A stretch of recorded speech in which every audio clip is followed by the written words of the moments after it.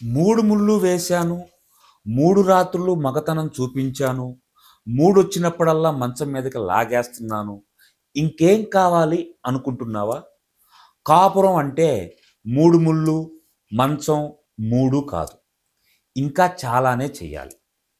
తను దగ్గరగా ఉన్నాను అనుకోవడానికి పొగడ్తలు, తనతో బాధలు పంచుకొని తనతో తోడుగా ఉన్నాను అని భరోసా కల్పించాలి.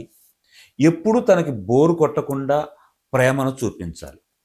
అంతేకాని నాకు అలవాటు లేదు, నేను అలసిపోయాను అని లైట్ తీసుకున్నావో నువ్వు మూడు ముళ్ళు వేసిన మనిషే మూడో వ్యక్తికి దగ్గరవుతుంది. అందుకే నీ జీవితం నాశనం కాకముందే వీటన్నిటిని గ్రహించి తనని గమనిస్తూ, ప్రేమిస్తూ, అభిమానిస్తూ దగ్గరగా ఉండు. అంతేగాని అలిసిపోయాను, నాకు చేత కాదు అనుకుంటే నీ బ్రతుకు బస్ స్టాండే.